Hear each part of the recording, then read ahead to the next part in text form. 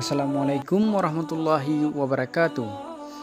Berikut ini kami akan mengisahkan tentang kisah Uwais Al-Qarni yang menggendong ibunya dari Yaman menuju Mekah untuk pergi haji.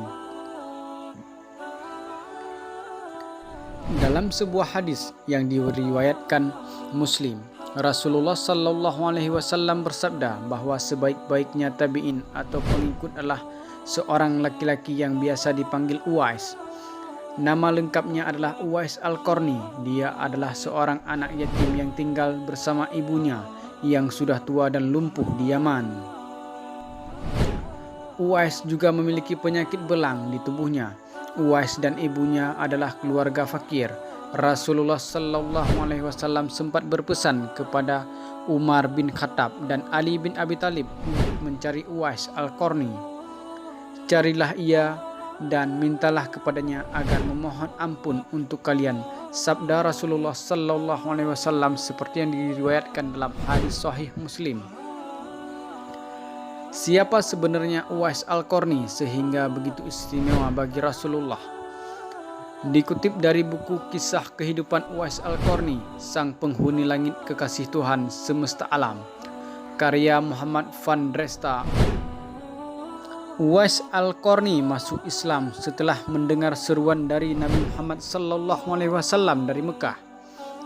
Uwais adalah sosok pemuda yang solih dan sangat memuliakan ibunya.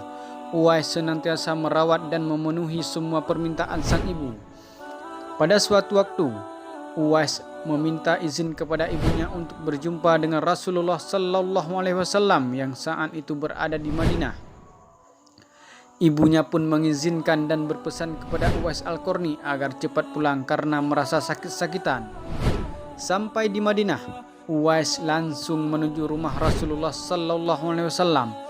Namun sayangnya Uwais tidak bisa menemui Rasulullah Sallallahu Alaihi Wasallam sebab sedang berada di medan perang. Teringat pesan sang ibu agar lekas kembali ke Yaman, Uwais dengan terpaksa pamit kepada istri Rasulullah Sallallahu Alaihi Wasallam, yakni Siti Aisyah radhiyallahu an, yang ketika itu berada di rumah. Tak lupa dia menitipkan salam untuk Rasulullah Sallallahu Alaihi Wasallam. Kisah lain dari Uwais Al-Qarni adalah senantiasa memenuhi keinginan ibunya. Sang ibu yang sudah tua sangat ingin sekali berpergi haji. Padahal dengan kondisi ketika itu yang tidak ada uang, Uwais merasa berat untuk memenuhi keinginan sang ibu. Dari Yaman, perjalanan menuju ke Mekah sangatlah jauh, melewati padang yang tandus dan panas. Orang-orang yang berpergi ke Mekah biasanya menggunakan unta untuk membawa banyak perbekalan. Uwais Al-Qarni terus berpikir untuk mencari jalan keluar agar ibunya bisa berangkat ke Tanah Suci. Kemudian dibelilah seekor anak lembu dan Uwais membuat kandang di puncak bukit. Setiap pagi ia membolak-balik menggendong anak lembu tersebut untuk dinaik turunkan bukit. Banyak orang yang menganggap aneh tindakan Uwais Al-Qarni tersebut.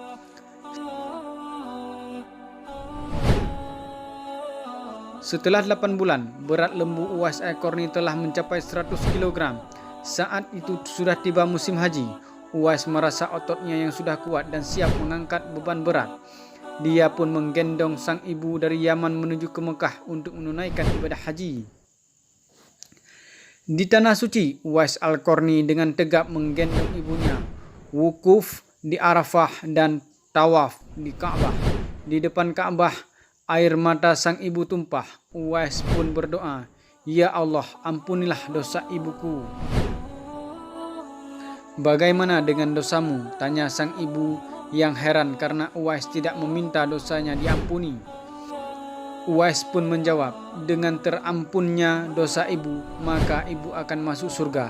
Cukuplah ridha dari ibu dan akan membawaku masuk surga," jawab Uwais Al-Qarni ketika itu. Allah Subhanahu wa Ta'ala pun memberikan karunia untuk Uwais. Penyakit belang di tubuhnya Uwais seketika itu juga sembuh. Hanya tertinggal bulatan putih di lengkuk tubuhnya. Tanda di tengkuk tubuh itu merupakan sebuah tanda sebagaimana disebutkan Rasulullah sallallahu alaihi wasallam kepada Umar bin Khattab dan Ali bin Abi Thalib untuk mengenali Uwais. Pada akhirnya Umar dan Ali berhasil menemui Uwais. Dan seperti pesan Rasulullah sallallahu alaihi wasallam, Umar dan Ali meminta Uwais agar mendoakan mereka diampuni oleh Allah Subhanahu wa taala dosa-dosanya. Beberapa tahun kemudian setelah berjumpa dengan Umar dan Ali, Uwais pun wafat. Masyarakat Yaman yang ketika itu heran sebab banyak orang yang berebut untuk memandikan, mensolatkan dan menguburkan jenazah Uwais Al-Qarni. Banyak yang meyakini bahwa orang-orang yang tersebut yang memandikan dan mensolatkan dan menguburkan jenazah Uwais Al-Qarni ketika itu adalah para malaikat. Para malaikat yang turun ke bumi hanya untuk mengurus jenazah dan pemakaman Uwais Al-Qarni. Ia sebagaimana yang dituliskan oleh Muhammad van Resta dalam bukunya